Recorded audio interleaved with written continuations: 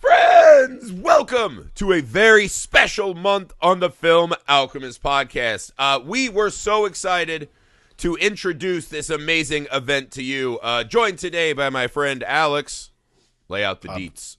Obviously. Well, we had, during October last year, I believe, we had a proposal from our old friend Jay Rollins. And he said, you guys know I love those Planet of the Apes movies. And we're like, I mean, who doesn't? Yes. He's like, what if we did all the Planet of the Apes movies and called it Damn Dirty April? And we were like, holy shit, that's a great idea. Why would we not? So, welcome, my friends, to Damn Dirty April. Damn Dirty April. In whatever accent for whatever ape you prefer. Yes. Or human. I think Jay's probably got the quality Charlton Heston impression that I do not have. Jay's working on Charlton Heston, but as you'll see this month, guys, you can follow us through the entire journey of the Planet of the Apes franchise, from Heston all the way to Woody Harrelson. You can follow us through the whole journey. If you want to get every single movie this month, you need to go to patreon.com/filmalchemistpod. Over there, you're going to find the Marky Mark commentary. Marky Mark once visited a Planet of the Apes. I know you might have tried to forget that, but it happened. We're going to talk about it. He said, how do you motherfucker you? Yeah. Also, my second favorite of the franchise, Conquest of the Planet of the Apes. And another all-time favorite, Dawn of the Planet of the Apes. These are going to be on patreon.com/filmalchemistpod. You can see us on YouTube. You can find us on the social media. You can email the show at filmalchemistpod@gmail.com.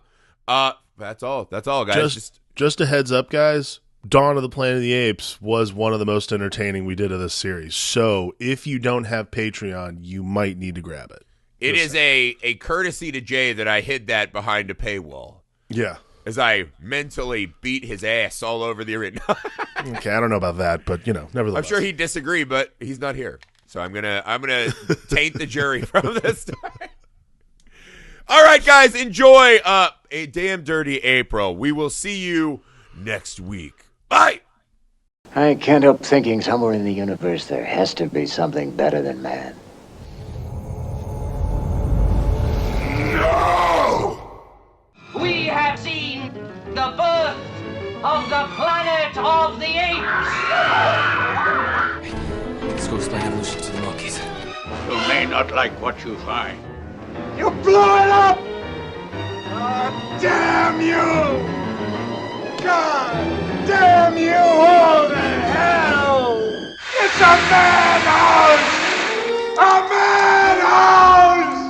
Take your stinking paws off me, you damn dirty... April! I'm just kidding, it's me.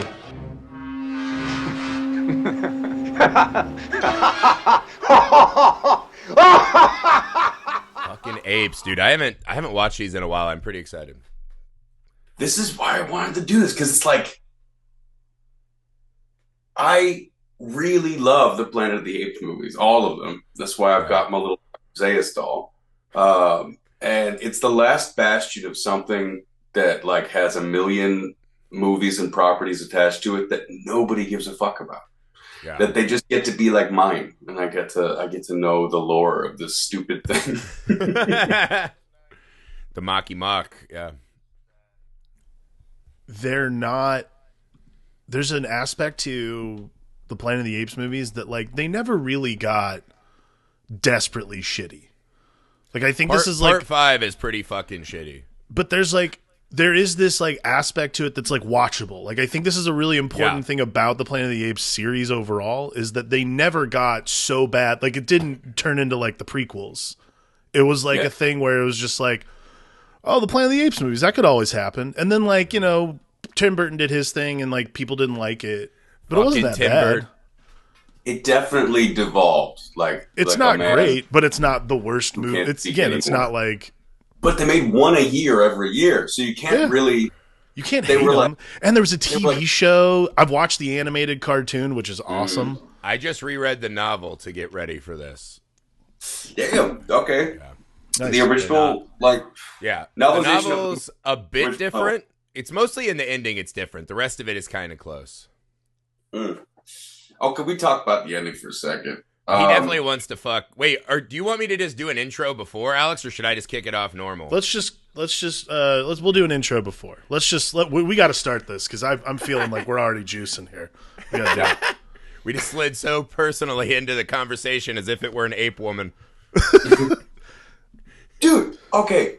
When they're about to go to the Forbidden Zone, Nova's like, "Cool, thanks for getting me out. That's my home. I'm gonna go." And he's like, "Nova, no, don't do it. Don't do it because you are the mute, sexy lady that I just saw 10,000 BC, and like this is really doing it for me. So you're coming with me. That's happening."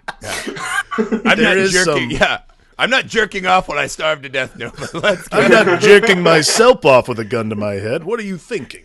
Like, there is some fucked up, repugnant shit in this. Like, also, he's like, Nova. I'll name you Nova because I'm whoever I want to be.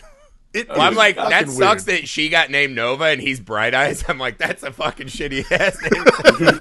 Stop calling me fucking Bright Eyes. So yeah, this is the Planet of the Apes franchise covering. Jay, you came up with this idea, bold idea, to talk about every Planet of the Apes movie. So I think it would be cool if we started with, why Planet of the Apes, man? Why do we need to talk about all these movies this month? Because Planet of the Apes is very special. This first movie is like the first Star Wars. It blew people's minds. It was insane. The production value of it, the ape makeup honestly still holds up as all being time. itself.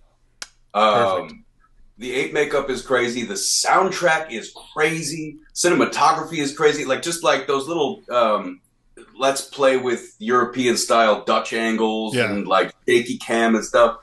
And it's 1968, and it's 1968, and a man is being sprayed with a hose. That means something to people watching. Yeah. It's not.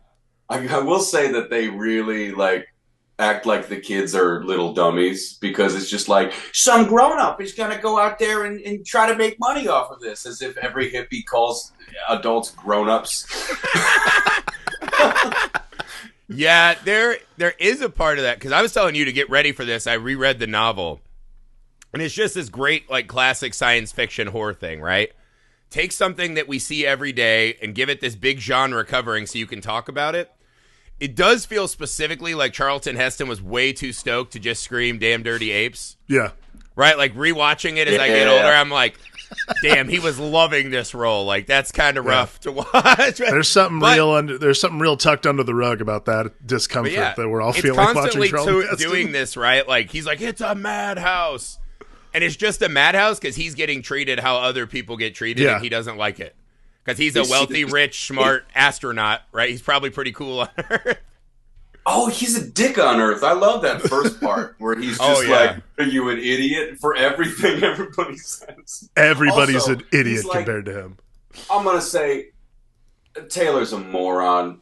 They shouldn't have taken out the scientists so early because, like as soon as they're walking through the Forbidden Zone, when they crash, and it's just like, we found plant life. I think one of them should have been like, dude, that's a straight up dandelion. That's a dandelion. Why is there a dandelion on another planet? And it's just like, no, but we're on a different planet. Then they keep walking, and it's like, oh, there's beings here. Let's keep going. Is that a tree? Like a tree from...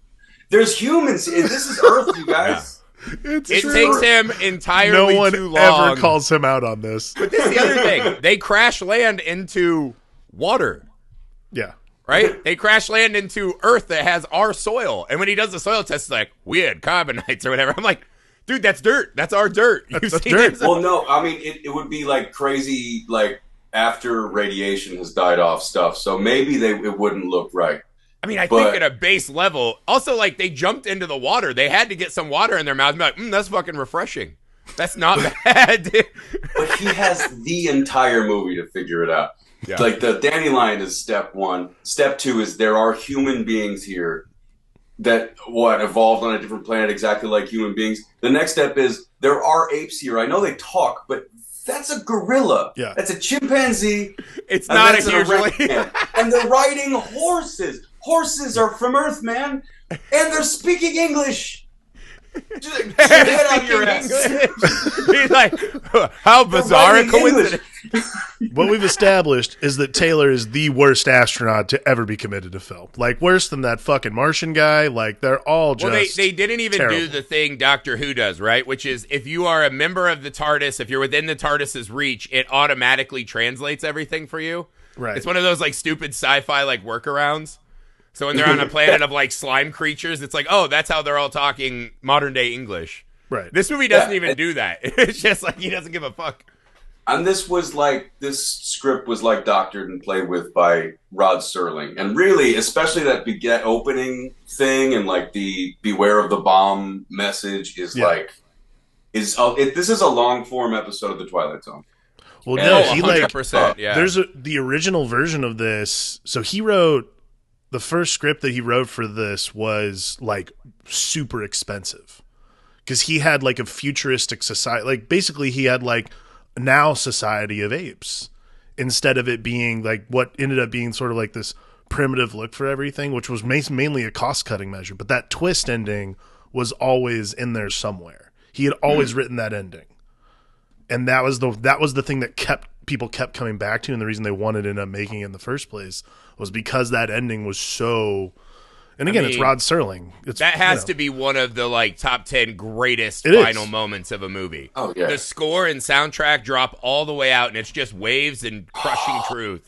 Dude, it's great. And like when you start to see the metal come in, you're like, "What is that? A torch?" Man, when you see the spikes, though, you're like immediately, "Oh my fucking god!" Because it's funny because that's also an addition, right? Like that was a brilliant addition. Because in the book, he knocks Nova up, and there's like this whole like he gets to like just walk around and be a part of society, like he's the Elephant Man. And it's like he goes to like ape operas and shit, and he's like, "Yeah, this is pretty cool." They hint that he's probably like out there like slinging it, right? Because why wouldn't you? But then at the end, he knocks Nova up, so they're taking their like special baby because Zaius and the orangutans, right? They're like the religious cult. They want to murder the baby. So that we don't have more Taylors. So they fucking run back to his ship and hightail it back to space, looking for a way out, right? So that's not as fulfilling an ending as this fucking amazing Statue That is a of Liberty decidedly when did this get written? 63?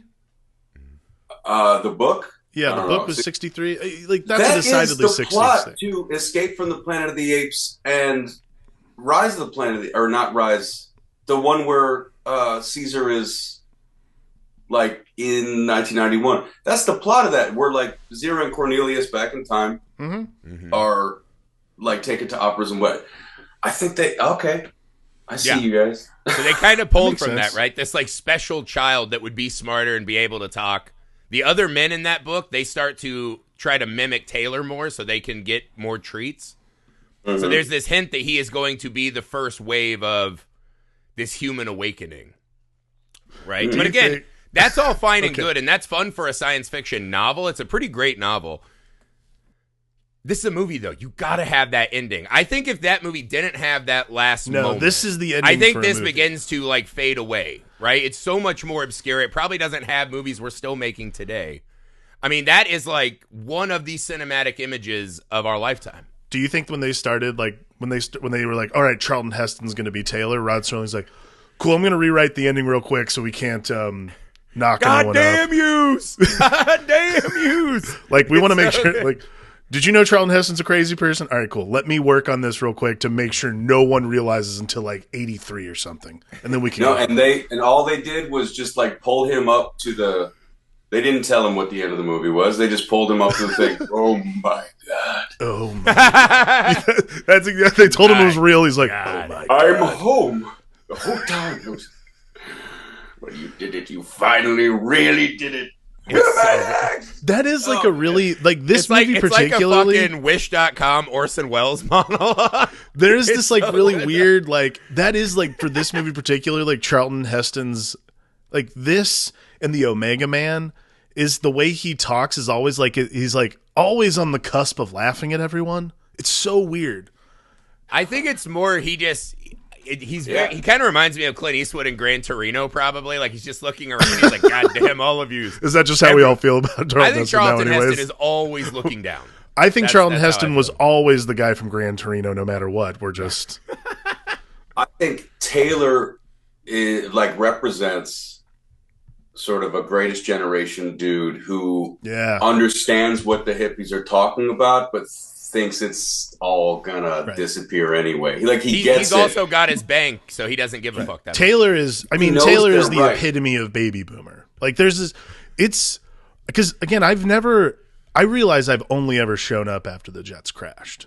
Because I agree, like the very beginning, I was like, am I watching? I remember like the grav couches and all that shit, but there's something about this movie and these movies in general that just is never not relevant. It's terrifyingly relevant. Like it's a weird thing to say this movie in 1968 still just like totally holds water, like beyond just, it's like a cinematic masterpiece. There's amazing special effects work. There's amazing makeup work. Like it thematically is still just like, right. I have alternate facts to that. Like it's terrifying. I try to put myself in the mindset of people who genuinely, like in 1963 was the novel was the Cuban Missile Crisis. This is 68. People are genuinely terrified. It's always in the newspapers that the communists are going to whatever. They are genuinely terrified that we're going to blow up the world. Right. And there are people fighting against war in general, which is a new idea in America, like all rising up and fighting against war. Right. And you've got this guy who like is an older guy who understands the baby boomers. Like he's even cool. Like, yeah, never trust anybody over 30. Like a guy his age saying that is impactful to an audience. Right. And and they tell this guy who is out there watching the movie, like, yeah, you're right, fuck them all, we're all warlike. Does man still make war against his brother? Yes, he does. And then at the very end, no, you do care. Yeah. You pretended you didn't care. You care hard. Yeah. But then you hop back on your horse and go underground. Yeah. Yeah. To bang, right? It's a logical reaction. Well, I can't do shit here. I better go get it in. But no, he has those lines at the start, right? Where yeah. What was I saying? Yeah, he has those lines at the start, right? Where he's I did this. He's like, I am optimistic, but in a different way, right? I want to find something better than us out in the stars. Yeah. He pairs that with if we smoking were to a go cigar back up, in an oxygen-rich environment. Yes, I agree. Well, he's fucking like going nuts on this guy. He won't leave this dude alone. The guy's like, get off my back, Taylor. And he's like, let me tell you one more thing, you cunt. He just keeps going in on him. And he's like, if you went back in time, first off, he's like, everyone you love is dust. I was like, Jesus Christ, bring it down a notch. You have to survive together. And then he says, right, if you went back in time, you would be like something that fell out of a tree, right? It's kind of a funny play on the apes idea. But also it insinuates that he hopes that they could return home and there would be this utopian version of us that would look at him and his crew, right? The highest minds of their times, right? These astronauts. And just be like, look at those fucking monsters. What are those things? That's what we came from. So while he's talking shit, saying he wants to look out there, he does have hope that we were going to do better. And that Statue of Liberty just fucking splits that dream in half. You're right. Because he, like, yeah, that's the hope he has. And he even tells us that, like, he wants to skip all the bad parts. Yeah. He thinks the world's about to crumble just the way everybody else does. He even thinks we deserve it. But, like, he wants to skip all the new dark ages, and he wants to go back to he wants to go back when there's a second enlightenment. He even tells him, like, you've probably got a statue. Nobody can say that we forget our heroes. But, and I feel bad for the guy because, like, he's like, yeah, dude, it is kind of cool I have a statue. It's like, well, that's why I did this, to be honest, but he's really fucking mean to that guy. He needs to chill the fuck out. Yeah, no, he goes after him. He obviously never read Lord of the Flies, and if you keep fucking pushing that kid, that's what's going to happen to you. Yeah. But yeah, I think it's that dual, his hatred and hope for humanity mixed together. And then we see that play out perfectly once we get to the Ape Society, right? Right. Where Zira, for probably not super altruistic reasons, right? Like, she probably doesn't actually love humans. She's just interested by them, right? We see her believe that they're capable of more, right? As she says, right? There's no physical deformity that would stop them from speaking. It's something in the brain. And then you see Zaius and all them that are just like, these fucking things are terrifying. Let's put them down and treat them like shit. Right. So there's this kind of perfect dehumanization that really encapsulates what Taylor was pitching to us as his reason for coming on the trip. And I think especially at this time in America, anytime you dehumanize anything, right, whether it was Nazis or communists or other races, and you see how fucking juiced up people can get behind those things that history is not favorable to, I feel like this is that kind of setup that's always going to work for audiences. Yeah. Right? There will always be someone somewhere trying to tell you those people are bad and evil, don't think of them as humans, and just fucking fight and hate them. So this movie's always going to have a place in society, I feel like. Yeah. When he says, why are all apes created equal? Seems some apes are more equal than others. He's yeah. Yeah. He grabs his own chain. He's representing, yes, Charlton Heston is representing the black man in America in the 60s. Which is weird. Not the best. Well, it's the boat that takes the white audiences of the 60s that says, hey, man, that shit you see on the news, that's real. Exactly like Not this. How great. does it fucking feel? Because you are watching it, and it's fucking, the terror of the movie is just listening to, like, that fucking kangaroo. Oh, I guess it's an orangutan court, not a kangaroo court. But listening to them fucking just go and cross-examine him, right? Yeah.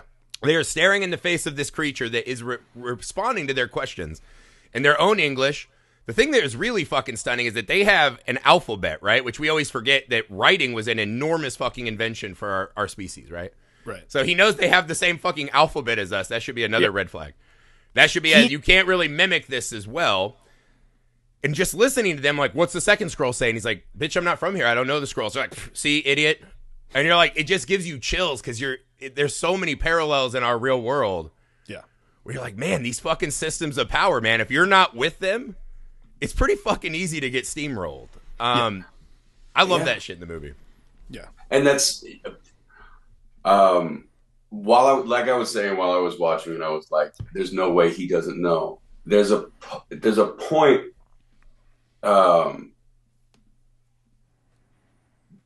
from the trial up until the end, I actually start to think he does know, and he's not letting himself know. Like, once because he sees the Dr. lobotomy, Zaius, I think it's pretty obvious. Yeah. Once he sees, that he does know that this is Earth. Yeah, I think that's when he's starting to get it, right? Because he's like, why would they lobotomize this other guy? It implies a nefarious ulterior Even Dr. motive. Zaius gets it. Dr. Zaius doesn't believe that somebody can travel through space necessarily, but somehow he gets that this man is from the distant past somehow. Right. And even Cornelius doesn't believe it. I think Zaius gets it because he's looking at everything in this cave and he knows what they're called. Yeah. Mm-hmm. And Zaius is just staring at him like, okay, that's what that's for? And you know that? Zaius is known. And he knows that people, that humans of the past did that. Were like us because of the sacred scrolls. But it's like, and he definitely knows. And he's like, don't go out there, Taylor. You might not like what you find. And like, he knows. He knows. But I think Charlton Heston knows at a certain point. Yeah. I think Charlton Heston knows. I don't know if it's like, I think Charlton Heston knows once they start really traversing, like once they're like actually out into the Forbidden Zone and like fully doing that, once he hits the cave, he knows something is amiss. I'm not sure he knows before then because, again, I do think he's like the worst astronaut ever. But he knows in the cave because he sees a pacemaker. Yeah. And all this when you see a pacemaker, you're like, something, I've seen this before. So like, he knows in the cave. He is so anti-war and anti-what clearly like the Cold War and what's happening and the idea of the bomb from what he said in the beginning, that the fact that he was like, they were like, well, what happened to all these people? And he's like, could be a plague, could be a bunch of meteors by the looks of this planet. There's no way that if he was safely assured that this wasn't his home planet in the future, that he wouldn't have said nuclear bomb, maybe. Yeah. He doesn't want to say that shit out loud. No. Because that's the thing you don't say out loud. It's the same thing like, now for us, it's like, you don't say, I don't know, like the analog for 2023 is what, COVID or whatever. Like, you don't say the thing out loud that you don't. You want don't it to say be. bomb on a plane. Yeah. Yeah, like it's exactly what it is. Like it's that willful ignorance of like something that you know is so catastrophic to your entire psyche, because that's really what that ending is like, you know, you're screaming to the heavens and saying like, oh, you blow it up, you idiot, you maniacs, this whole thing. And it's like, you're really just yelling at yourself because you're part of this industrial complex. Like, you think about it too. This is a guy who's shockingly spent a lot of his life during, you know, in the science field. It doesn't seem that way from the film, but he spent a lot of time learning these things and seeing what the world is, that for him to come to grips with how the world worked out. I think that's the thing, is like the failure of the mission essentially is, well, we never know what the fuck the mission was for, just to prove this theorem that they're traveling thousands of years in the future. Where are they going to check in on that? I always assume movies like this, what they're doing is trying to find another world to live on. We do know that we're in that time. They brought this lady Stewart, who they were all going to just run trains on, for sure, and repopulate like one kid at a time. She probably popped her own hatch, honestly. She's like, yeah, they were all, they were all super bummed out about Stewart. Yeah, they were, but sad. not in tears, weeping about their lost crewmate. Just like, what are we gonna do now? Let's get naked, boys. Yeah. Immediately. Let's get naked, boys, because this is what's happening. There's that amazing scene, right, where they first the find scientific notion where they find the water. They're on the edge of the lake and they're all swimming naked. And the first two scientists just dip down, and you can see like Heston's like fucking fupa. They bent down in front of him. I was like, what a shot. Taylor knows what these boys are about. That's why he changes up on the top of the rock. Yeah. He's too classy to share his bits. Yeah. This is also how is he like sort of in shape and like 37, but also punches like an old man? How is he an old man? That was a times thing. Like, only really like starting in the 80s during major action movies were we about like, this guy's got to be yoked to be any sort of action star. Like Charles Bronson was like jacked for back then, right? And I think that was just like a push-ups and like doing manual labor body. Yeah, right. It wasn't until like people started getting gym memberships. You're like, oh, I can deadlift like 700 John pounds. Wayne was the most in shape action star of his time. Yeah. Fucking John Wayne. I could beat John Wayne in a mile in his prime right now at 37. Oh yeah, I could run faster than Babe Ruth on his best day. Oh, for sure. Well, he's also got to eat 5 hot dogs between base pads. So this was just how it was back then. Like, imagine a time before you got shamed for like not going to the gym or doing yoga. If you were or whatever. sinewy, that was like you were yoked. You were basically Schwarzenegger. Looks like he was you're still a little bit in shape because you were in the Navy. Yeah, you had been in the Navy and you had smoked like 4 packs a day, so it was like, that guy, you know, he's in shape. That's the other thing. People looked so much older back then because of their lifestyle. Yeah. Like, I think you're just like getting secondhand smoke like from the crib. Like when you're graduating high school, you look like us now. It's just like, good God. Yeah, like everyone looks much younger now, and it was like, how? It's like, dude, that's a weird phenomenon, though. I think when you see older generations, you imagine them as old. Like when I see like 70s and 60s tits, like it kind of grosses me out because I feel like they're grandma boobs. Like I think even Charlton if they're Heston in their was, prime. I think Charlton Heston was like mid-40s. Yeah, they had like they look like elf shoes. Yeah. And they were in those cone bras all the time. Yeah, that's right. The ones that are Madonnas, just yeah. Anyways, we're not here to talk about tits and dicks. We're here to talk about science fiction. But like Charlton Heston was 45. Like he was, but this was his prime. Like, I think that's a crazy thing. This was an interesting time when the Cultural Revolution was trying to happen. Mm-hmm. Not Cultural Revolution, that's China. When But like, yeah, you know what I mean. Same difference. Where it was just like baby boomers, it was like young people are overtaking older people, and they were really pushing to make 45 be what a hero looks like. Like even the Superman comics at the time had Superman with like a little salt and pepper. Mm-hmm.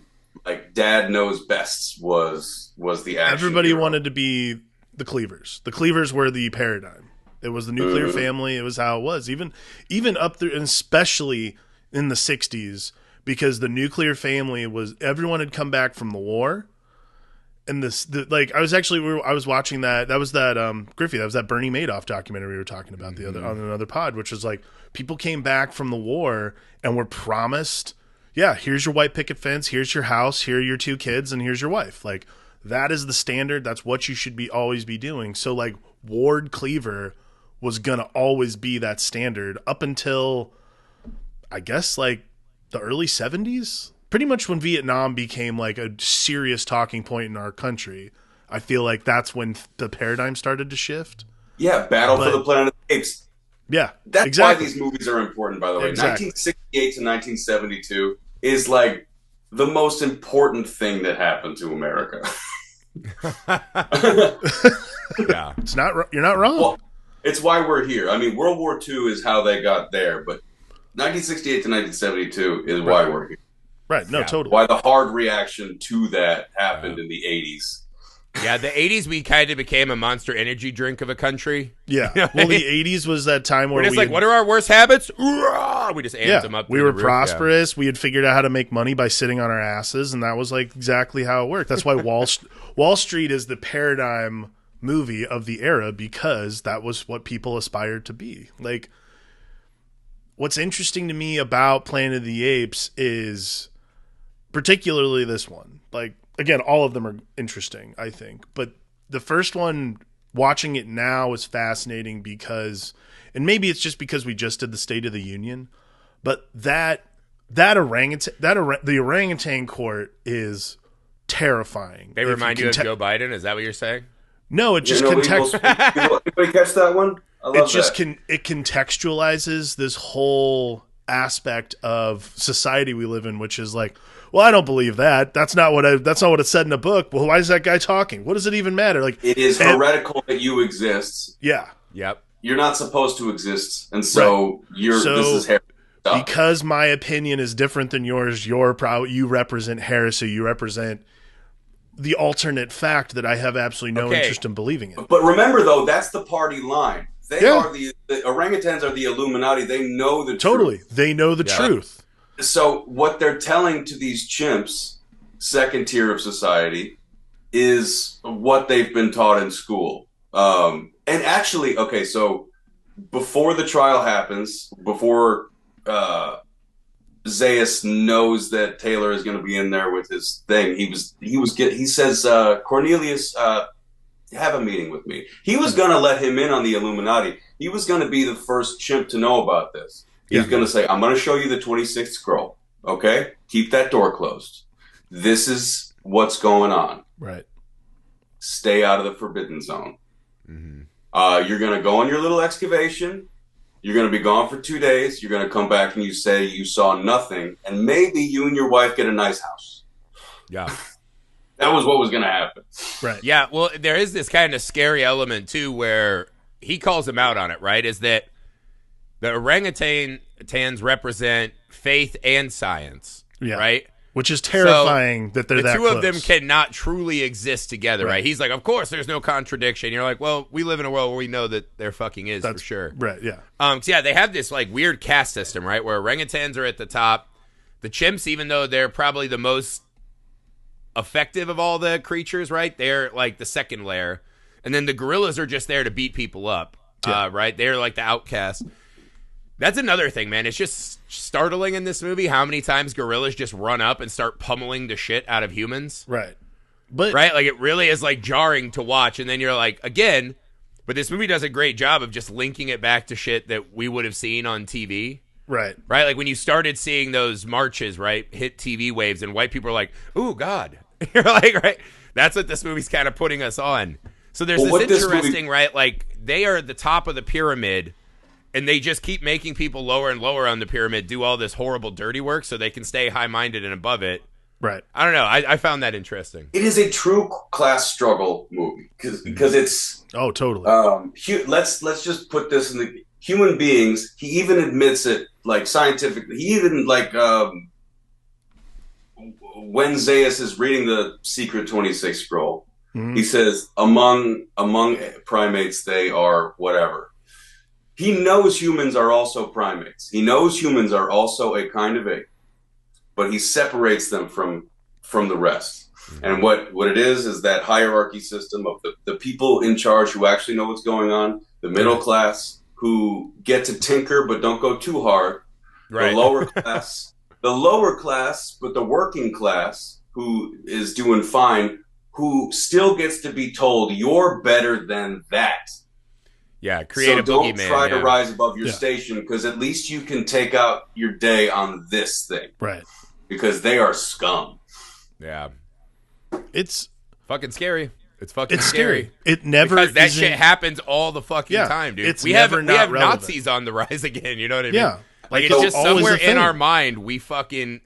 There's like a certain part of the human brain that just loves clicking into that. I don't know why, but that's what I mean. I think just because this is the thing. It seems like a pretty. I guess I always thought of this movie as kind of a gag, right? Where it's like, oh, the end, it's Earth, right? Oh, there's apes in charge of shit, Right. I think watching it this time and reading the book, it's so much fucking scarier to me than I remember, right? Like for instance, when he escapes, right? And that little fucking, rat yells that he's there in the church, right? Yeah. When he runs around the corner in the museum, his friend is there stuffed in an exhibit. Yeah. Terrifying. Right? He just sees his friend who got fucking killed stuffed as an exhibit. Yeah. Possibly because all the humans we see are white except for him. So maybe he went in the museum because he looked different, right? And it's just I was also thinking about that. I thought about that too. Like it is like a bunch of white guys, and then was that Dodge?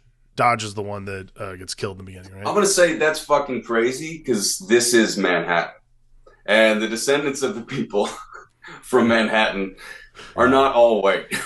Yeah. But I mean, they had to make. I do feel like in this era of like we're talking about when this movie was being filmed, the Civil Rights Bill won't come out for another couple months. Right.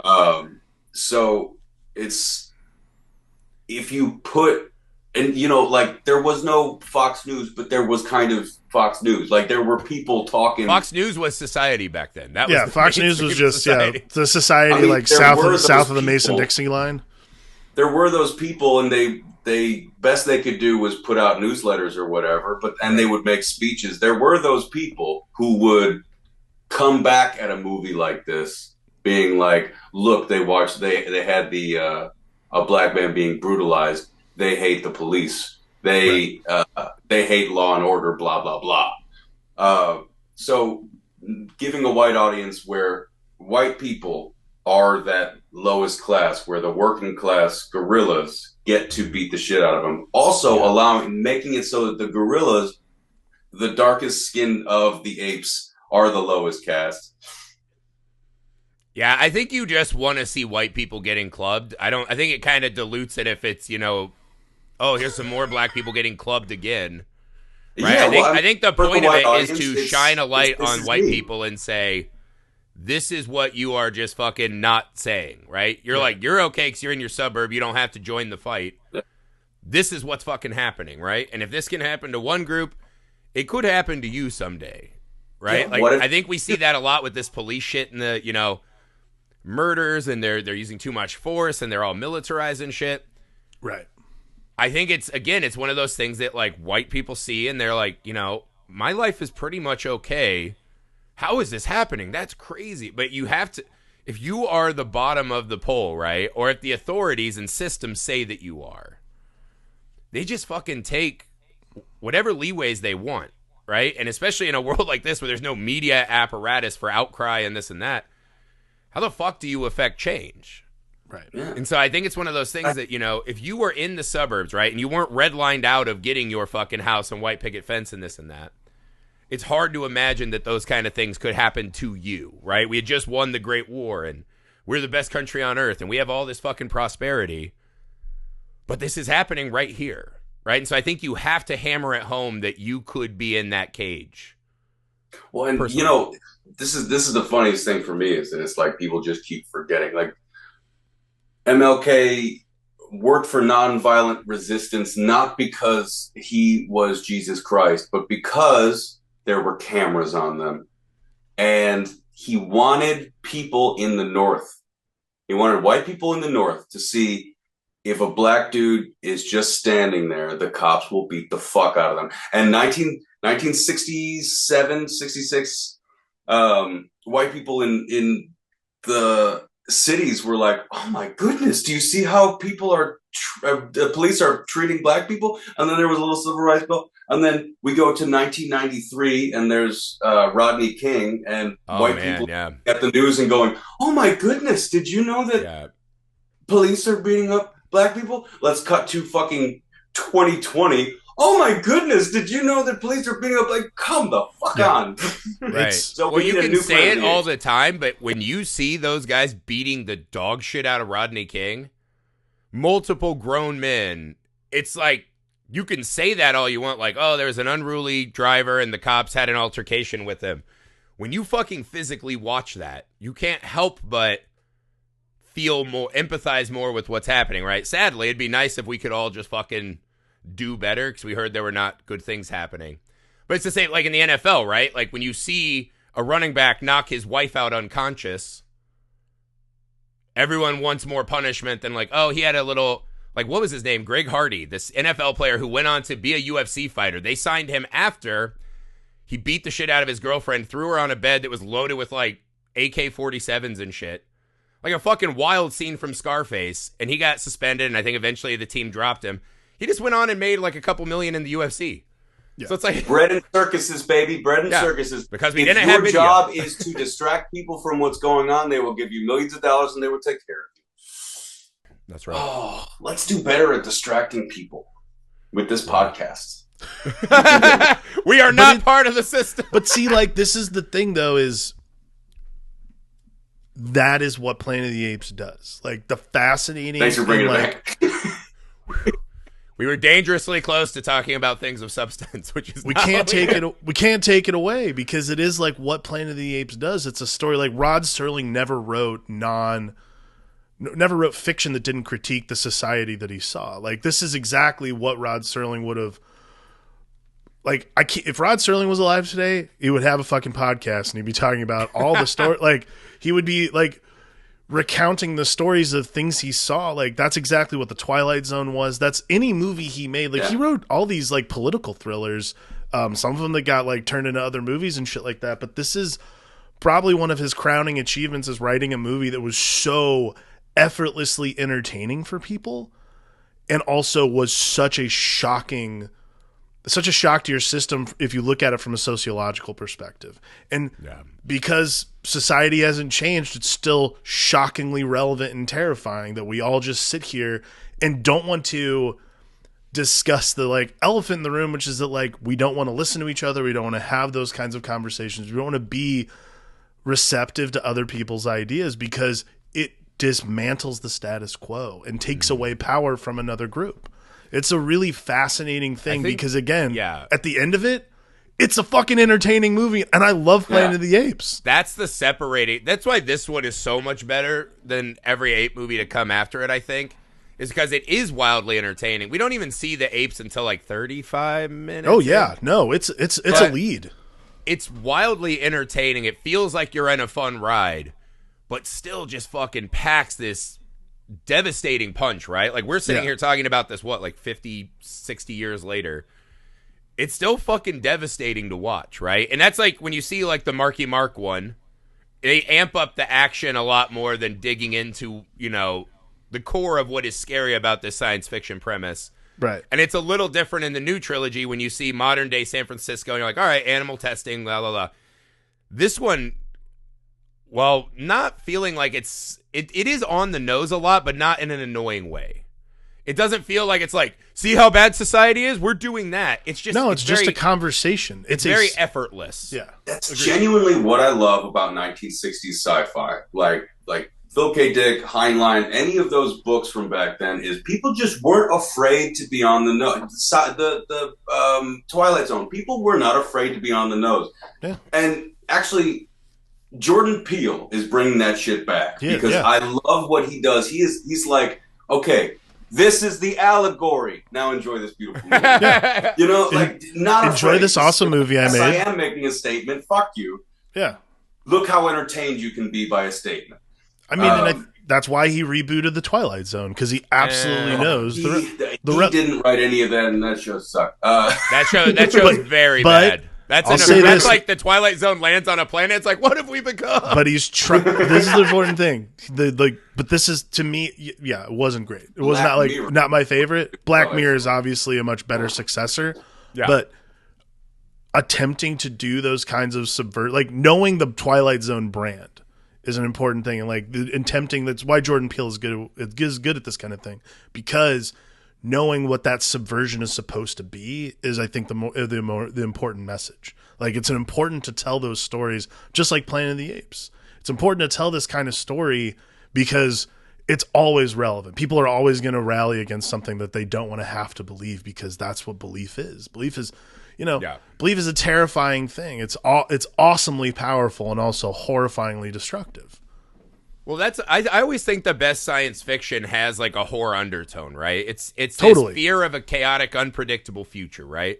Yeah. So there has to be something that scares you when you watch a really good science fiction movie.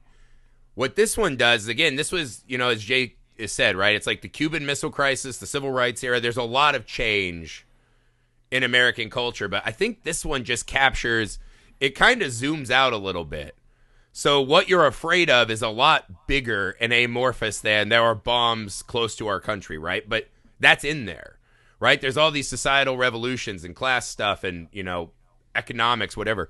So I just feel like they pulled it back and just captured more than these kind of specific strifes. Just this fucking constant struggle of how we interact with other people in our own species, right? It is fucking hard to do anything with another group of people and trust them and not dehumanize them. And I think that's what makes it one of the great sci-fi films, is that it's very omnipresent whenever you watch it. Yeah.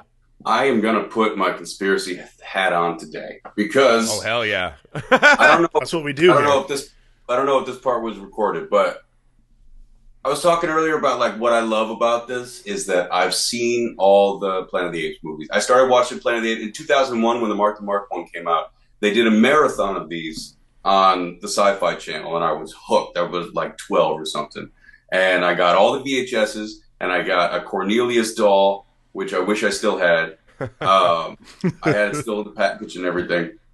But there are 5 of these movies? There are 5 of these. 5 in the original. Yeah. People act like Star Wars was the first thing to do any of this. It wasn't. There were 5 of them. They came out year after year. There were lunch boxes. This shit was important to people. But because it talks about class struggle, the movie about fighting an enemy is the one that came in. We all hate Nazis. Let's talk about killing the Nazis. So Star Wars became the movie that the military movie industrial complex told us that we should keep watching and keep watching and keep watching. Star Trek was all nerds. That's not very American. Star Trek's ooh, let's talk to people with calculators. Gross. Fuck Star Trek. And then, Star Wars was this good guy, bad guy. Very easy to Disney owns Planet of the Apes now.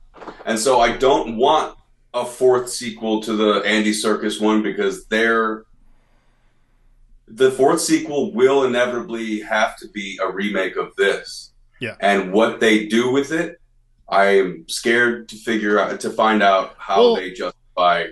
Yeah, I think what's sad is the original franchise, right? We have Planet of the Apes, Beneath the Planet of the Apes, Escape from the Planet of the Apes, Conquest, which is my favorite of the sequels, and then Battle for the Planet of the Apes. So the new trilogy's not that is set before. Yes, but Rise of the Planet of the Apes is a remake of Conquest of the Planet of the Apes. Right, exactly, because this is happening essentially nowish, right? Maybe 20, 30 years in the future is when we see Woody Harrelson. Mm-hmm. This movie is taking place thousands of years in the future. Yes. So we're not going to have that. And that one's also, because that would be more of the apes take over our human infrastructure and are living in our buildings and this and that. We'll talk about it more when we get to the first Andy Serkis movie. But in that first movie, they keep on the background on the TV, it's first mission to Mars starting today. And then there's a newspaper that says Mission to Mars lost.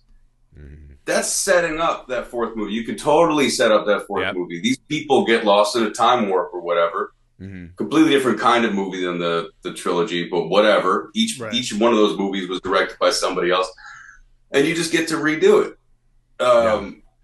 And I would love that, but because of the corporate monolith that is Disney and the world that we live in, where the like military industrial complex is getting closer and closer to home, and they're more and more just telling us what they do and like just deal with it. I wonder if they'll do this same class struggle thing, and then the moral at the end will be like, well, maybe just like understand your place and help society. Oh my God. There is but this is like a great thing that the 70s and 60s had. Disney. Yes. Yeah. Shh. Quiet. You can't fucking sand the edges off of Planet of the Apes and remake this movie. Yeah. You have to be screaming in people's faces. I feel like what the fuck you're talking about. Now, I feel like back then they did it in a more subtle and great way. I think now you have to fucking so good. Yeah. Sorry, the reason the first Andy Serkis movie is so good is we are right after the 99% movement. Right. So they're doing class struggle. That's what that movie is about. So good. Yeah, I love the new one. But yeah, I think if you remake this, you have to come with a fucking righteous fire. Yeah. Right? You can't make just like we're going to do a Gus Van Sant remake of this. Or the Disney, like, look, we can be friends with the animal. Like, you got to fucking, you got to like, come out with a howitzer and have something to fucking say. If it's you're a very important thing to make these movies about. I think class, I mean, look, there's always going to be the racial overtones of the Planet of the Apes story. It's a very important thing, though, to make these about class warfare. That's exactly what. And again, when we get there, that's what Marky Mark did. Marky Mark's like, what if this was kind of a kooky action movie? Yeah. And you're like, what if this was a fucking action movie, guys? My God. And honestly, I don't mind that one. I have a very personal story attached to that. I didn't mind the movie when I watched it, but I was also a fucking teenager. Right. Mm-hmm. Right? When you watch it now, you're like, that is hollow at the very core of that film. But I think it's so just empty that it's hard to like, compare it with the rest of these. About the makeup designs. I would imagine to me... The makeup was fucking rad, for sure. Oh, yeah. I will say, I think probably Kingdom of the Planet of the Apes more than likely will actually be a prequel to what this one is. If I was They are doing a fourth Apes movie? Oh, it's already in production. Oh, fuck me. Oh, no. It's called Kingdom of the Planet of the Apes? It's called Kingdom of the Planet of the Apes, and I have a feeling it is the prequel probably to... Okay, because they want to make a new trilogy. Got it. I think they're probably making the stories that happen before Taylor arrives. Honestly, as a franchise, Planet of the Apes is pretty fucking strong on average. I agree. I think maybe Battle 4 and Marky Mark are a little beneath, but most of them are pretty fucking awesome. But Battle 4 is fine because it's like 45 minutes long. It's great. We just got to get this out of the way. All right, let's just get this one down. Yeah, hell yeah. We don't need this page in the script. We'll just we kind of brush past it, but I would like to hone in on this, Jake, because I think it is one of the... probably the biggest reasons this movie became as successful as it did.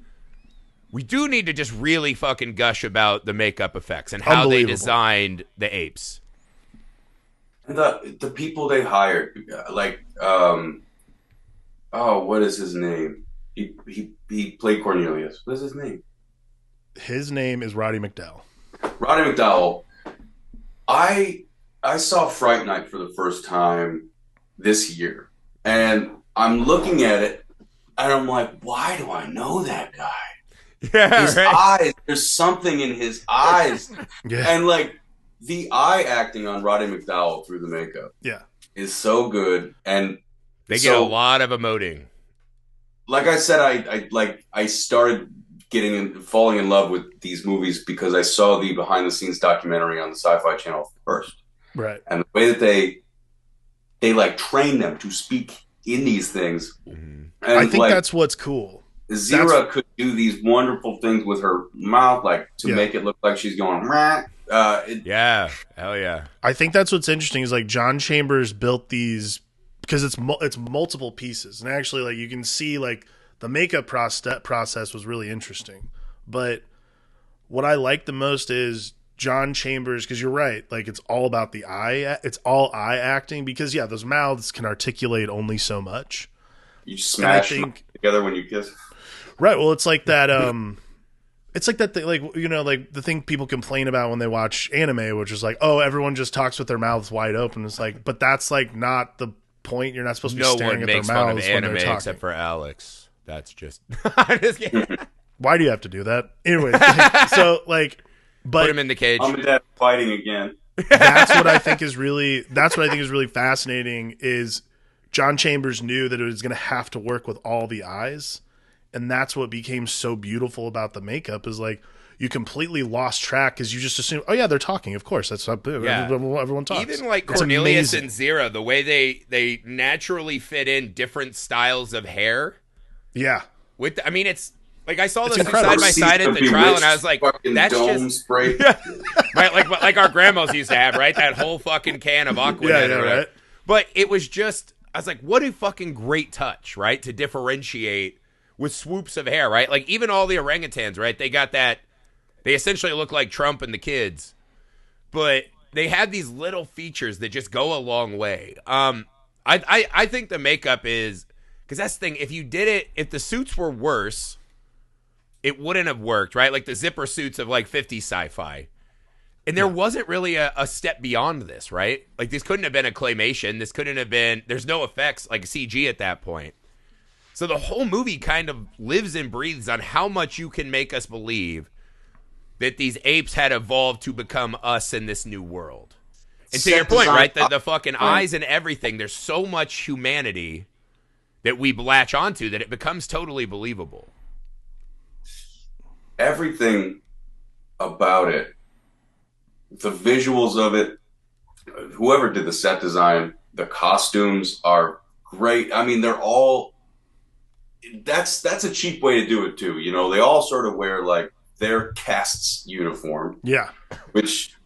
But those uniforms are so cool. I don't even what and are those. And it works glyphs? for the society, right? Like it actually reinforces the idea. Yeah, it reinforces the idea that that's what you wear when you. That's what you wear when you are that part of society. That's it.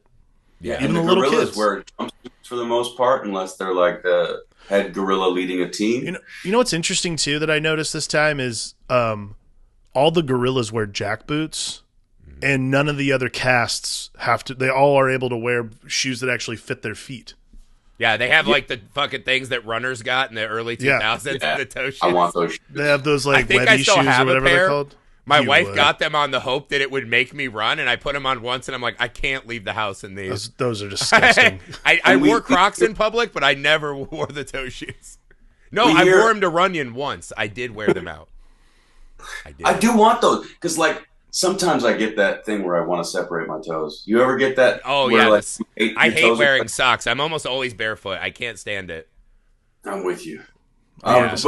With the I'd be a gorilla. jackbooted thugs that are the gorilla casts, because they're told that all they are is warriors. And we get to overhear a funeral, and an orangutan of the priestly class is not saying that he was a good father and a good husband. He's saying he was a strong warrior. He was the fist of society, yeah.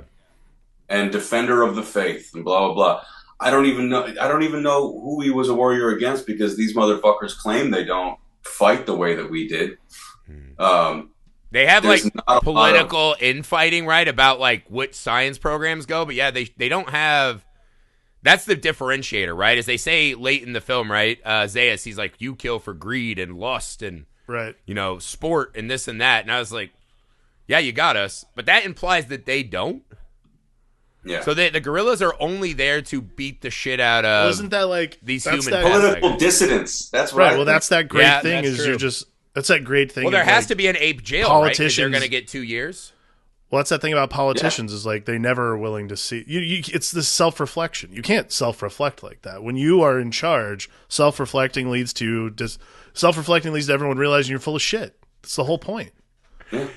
Yeah, I don't know, man. It's the perfect mix of it. It's such a perfect premise.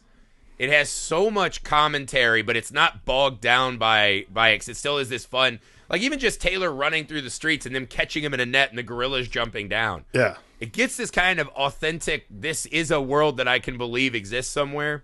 Yeah. And again, just him at the end just screaming at this fucking headstone for humanity, right? In the Statue of Liberty.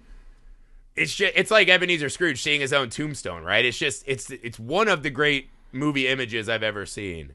Yeah. I really do just love everything about this movie.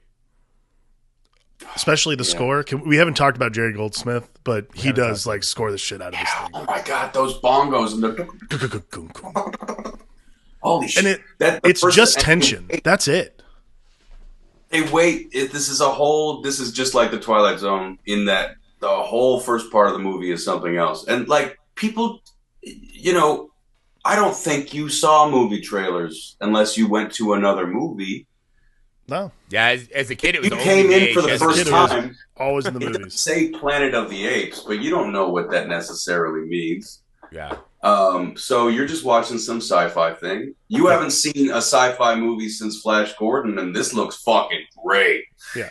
You've never seen anything like this before. I mean, Star Wars is almost 10 years away.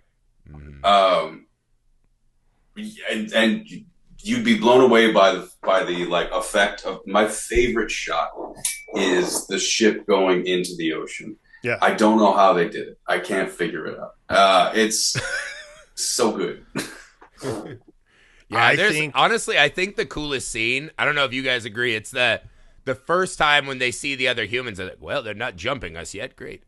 When you start hearing the howl, right, and you see everyone running, and that shot when he comes through the corn, and you see that first gorilla on the horse, it's just one of those, what the fuck is that? Well, like, to your point, if you were watching that on TV like and you didn't know this was a movie called Planet of the Apes, you were just like, wow, they're on this weird empty planet, and you saw that. Well, that it's just this like random, like, it's not a special shot either. Like, it's literally a camera follows up to the horse, and then it's the, like, 70s quick zoom in. Yeah. And you're like, oh, shit! It focuses on the those eyes. Yeah. Unbelievable. Well, even the shot, like, right, when his friend gets shot and taken down, right, and then he comes running around right around the corner and trips on his body. The choreography of it, I love that fucking scene, man. They're falling off that hill into the shallow river. Actually, one of my favorite moments in the movie, and this is probably like the least interesting part, but the first time you ever hear one of the apes speak, smile, and you're just like, oh my god, it's talking like him. It sounds like me. It sounds like me. Oh, I could say when smile. they're taking that fucking Night of the Living Dead picture by all the humans, they're all strung up. As the one is carrying a small child on his shoulder. Yeah. But that's what I mean. That shit is unbelievable. Because that, again, is a recognizable fucking horror story from our own time. Yeah. Woo! Yeah, I love that. I love that shit, dude. I do love that part where it's just like, look at all these people. I think they're mute. We'll be in charge of them in no time. Look at them eating alien corn. And, like, it just... Yeah. His first thought is that he's gonna rule them. Yeah, I'm gonna conquer this whole planet. That's such. I hate the way our Earth went, but I'm going to replicate. I'm gonna pretty much do the same thing here. God damn. I'm gonna fuck that one. And then it's like, oh, she's in a cage next to me. All right, perfect. Zero. I'll name you Nova. Oh my God, Nova's on that clean diet. I am in. Looking fit. But no, I think it's odd. How about the scene? They replicate it really well in the new trilogy. But when he's caught in that net, he's like, take your hands off me, you damn dirty apes. My kids were dying laughing, and they just kept screaming damn dirty apes for the rest of the night. Of course. Get your stinking paws off me, you damn dirty ape. Oh, my God. What a moment, so dude. Awesome. Because that was one of the I greats. forgot that they shot him in the neck so he couldn't speak. Yeah. I had forgotten that existed in the movie. I thought that was a really nice touch. I was thinking he was way too impatient when he tried to snatch the paper. He could have just mimed like, yeah, you could have just said, "Can I?" Yeah, like, come on, man. I watched it like I've always thought that, but I just watched it today, like right before this, He's smoking a cigarette in the beginning. This man has not had a smoke in days. Oh, He's just yeah. like, Oh, so he's got will that you give me that fucking paper? detox. I can talk. Yeah, the only thing he writes is, he just writes on the paper, "Can I bum one?" Right? That's it. You're like, yeah, dude. I think that would have been fun. I don't buy that the gorilla is just sitting in a little cage smoking his. He was smoking a cigar. I think Taylor is just like, hey, my man, come on, hey. And I think like this is a boring job. This human can talk. Let me talk to the human. Yeah. Oh my God, that's wild, here. dude. That was like Absolutely. a '90s era like child adventure, right? Like Free Willy or whatever, like bonding with an animal that brings you closer to your true nature. Yeah, you would have loved having the smoking human that talked in your crib. But yeah, and he would believe it. He's one of the uneducated class, so he doesn't have any of the like the preconceived notions. Just like from space. Yeah. Word. Oh, fuck, dude. Whoa, space. Yeah, that's true. Did he survive with the apes, right? Apes, and they were just chilling, doing scientific and religious theories. Oh, Maybe. and he could have started an uprising of the gorillas. Okay, yeah, if that's not the new one. So that is kind of the thing that, because the new one has more variety of creatures, right? But in the book, it's very much about who these things are, and it's like, yeah, the gorillas could have risen up. This is actually a scene they changed in the movie that I kind of hate. But when he sees his friend as the other human, they're like, talk to him to prove your story. In the other book, it's like, I think he got just really fucking beaten up. He was kind of older guy. He got beat up and maybe sexually assaulted. I can't remember how bad it got for him. But when he talks to him, he's just mentally broken. The apes don't mess with him at all. He's just, his fucking world is shattered at seeing the apes and then suffering this trauma. And I thought that was a really nice touch in the book because it also gets to this, yeah. I don't want to fucking rock the boat and make things worse for myself attitude that I think so many of us have. Right. And I thought that just his mind collapsing under the weight of this information, it was also kind of a good juxtaposition with Taylor, right? That this guy's so fucking brazenly arrogant. He's like, I can take on this whole society. Well, he just went on a death mission.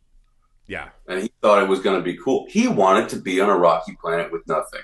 He wanted there to be no food. He would have laughed his big giant teeth laugh while his friends that fucking gif. Yeah, smoking a cigar and just being like, "You don't get it, do you? It don't matter because out there somewhere is Earth, and they're doing just fine without us." Yeah. Oh shit, yeah. It's just going back to that moment of him looking at that's what he was feeling that whole time. It's just like, I'm on a weird planet with apes, but somewhere there's an Earth that figured it out. Blessed. That Griffey, that point you made just keeps hitting me in a way that it never did before. Yeah, man. Well, fuck yeah, dude. So I am excited to keep talking about these. It's been a long time since I've done all of the Apes. I'm really excited to watch all these. Yeah, it's going to be an awesome one, man. I'm very excited for that. Before we dive back in, if you had to pick top 3 Planet of the Apes movies, what would you pick before we refresh? Okay. Planet of the Apes 1968.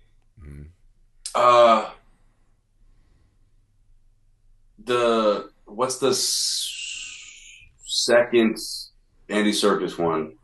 I believe that is Rise? Or no, it's Dawn. Dawn of the Planet of the Apes. Dawn of the Planet of the Apes has a full beginning 15 minutes with no dialogue. It's pretty beautiful. It's beautiful. And it's directed by the same dude who made the American version of Let the Right. Yeah. So good. That's where the deranged chimp has the gun. That scene is fucking rad, yeah. Okay. And then the third one is where Caesar Romero saves Caesar. And he, like the THX, like prison camp of the chimps, and he that's starts War. That's 4. What's that called? War for the Planet of the Apes. No. War So the original is. Are you talking about Conquest? You're talking about Conquest, right? Okay, cool. Yeah. So those are my 3. That's mine would probably go. Yeah, the first one, Conquest, and then the first Andy Serkis one, probably. But it's been a while. I saw the second Andy Serkis one in theaters by myself, which is the first time I ever went to the movies by myself. Nice. What a No, treat. I think that first movie is amazing, but I just love how brazenly different of a movie that second one is than the first. I think mine are probably obviously Planet, and then I do love Beneath. It is just a real time capsule of holy shit, we've pulled this off. And then I honestly, War for the Planet of the Apes is awesome. I think it's incredible. That's part 3 of the new trilogy? That's the part 3 of the new trilogy. I think it's unbelievable. I thought you were talking about Battle. I was like, okay, we'll talk about Battle. Battle. No, not Battle. Beneath is like one of those really like great, again, it's just an awesome time capsule of like 1970, like height of nuclear hysteria. I fucking love it. Well, Beneath is next, and I am really excited for it. Yeah, You guys gonna make the Marky Mark one like a Patreon unlock? We can figure out how we will be taking advantage of the Apes franchise, but yeah, the theory was, that's true. We're doing 9 movies, so it might be hard to also do the 3 extras. So we'll see. But you guys will have to find out. So stay tuned. Every Tuesday and Thursday this month, you will be getting a Planet of the Apes movie in some form. We are covering the entire franchise, so stay tuned. In case anything goes extra, patreon.com/filmalchemistpod is the place to find all that stuff to help support the show. We appreciate it greatly. Jay, would you like to tell everyone where they can find you online and about your cool work? At J Rollins Art everywhere, and that's Jay, not the letter J. JAYROLLINS Art. Twitter and Instagram, and check if you're in Philly. Come to Tattooed Moms on the 27th and buy some of my books and some artwork. Got Fear and Loathing in Mos Eisley. Oh my god, shit, dude! I might have to get on the store and buy one of those. Yeah. Have you ever seen? Anyway, I'll show it to you after. Yeah. Say goodbye to the people. All right, so yeah, we're out of here. We'll see you for more Apes later. Bye.